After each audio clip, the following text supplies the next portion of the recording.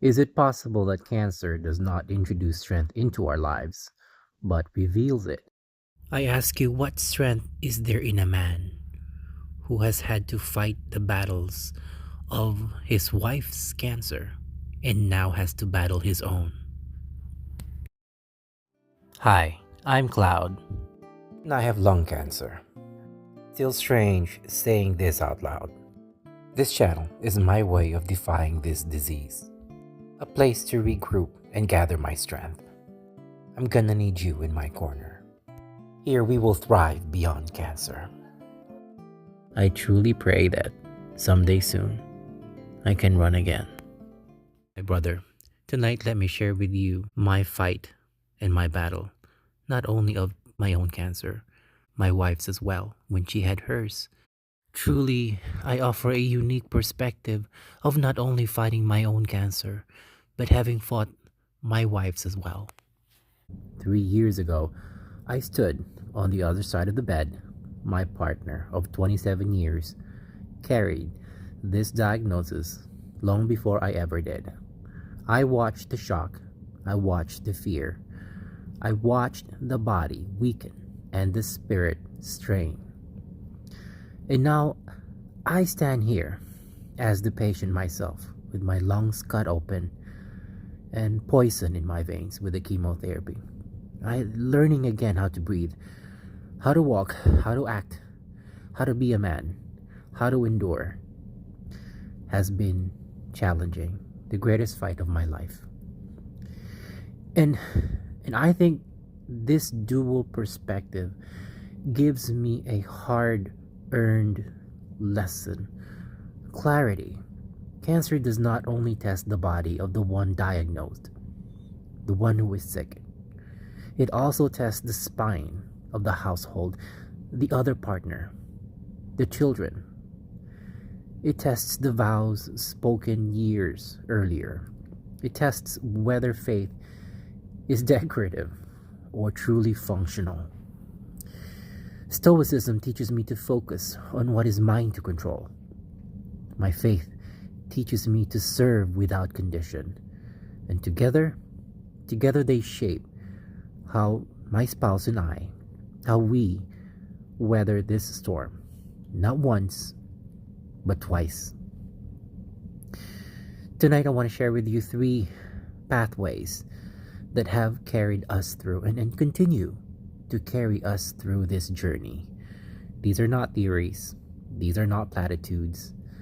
These are actions born out of true, real life experience that my wife and myself have endured. Pathway number 1. I step up without being called upon. My wife has stepped up without being called upon. You know, when cancer enters the household in the home, someone collapses under the weight of shock, of the surgery, the recovery, the chemo, all of the paralysis, both emotional and clinical. And in that moment, I do not wait for instructions. And my wife did not wait for instructions. Neither of us asked for permission. We just stepped up. I stepped up. 3 years ago, my partner fights the disease or fought the disease. I carried the house.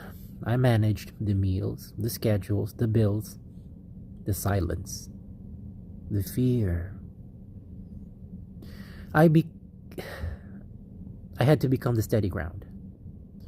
And now the roles have reversed. I am the one cut open. I am the one learning to stand again as my wife did. And my partner steps up forward, and she has stepped up in more ways than one, without announcement, without complaint, without protestations, as I did. This is stoic duty in motion. Christ in my faith shows me that leadership is truly service. It's not recognition. I act because it must be done. Strength is not loud, it is quiet. It shows up early and stays up late, and without announcements.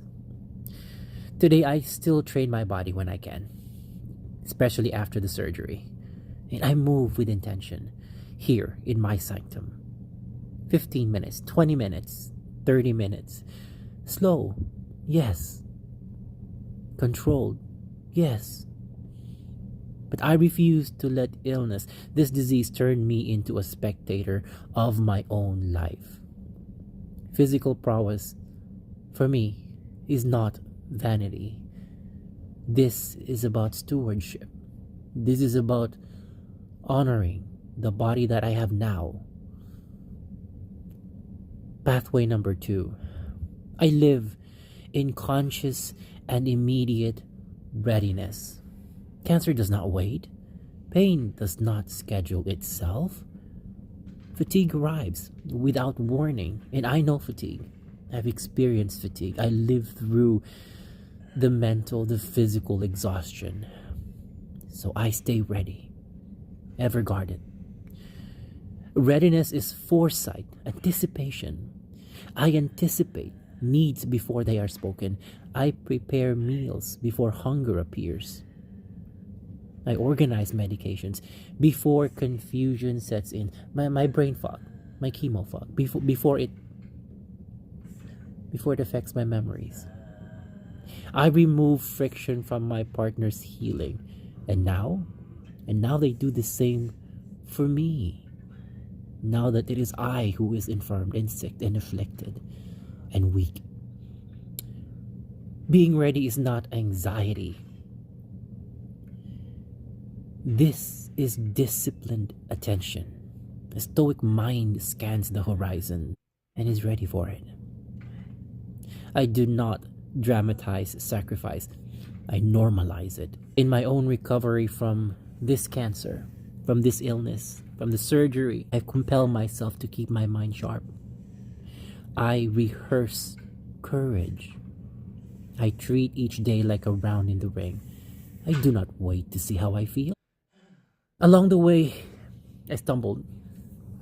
And here's what I did. I tried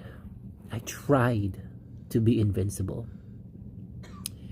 I treated resilience like toughness alone. I clenched my jaw, absorbed the blows, and told myself, just endure. That works for a few rounds, for a day or two. But it fails.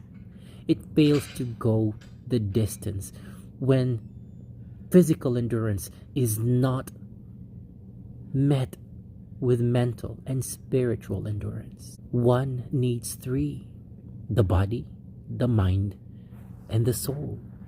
I learned that rest is not surrender, and asking for help is not weakness. The third pathway, I recognize there is a time for everything. There is time to be sad. I allow it. I do not suppress grief or fear. And there is time to fight. And when that time comes, I harden my resolve. I train my body. I sharpen my mind. I speak life into the mirror. And there is a time to celebrate. A clear scan. A completed treatment. A good day of breath and strength. I mark those winning moments. And I give thanks. And then, I do it all over again. Because it's a cycle. My brother, resilience is not heroic emotion. It is daily obedience to the next right action. It is choosing strength when no one is watching. It is building the body when it feels betrayed.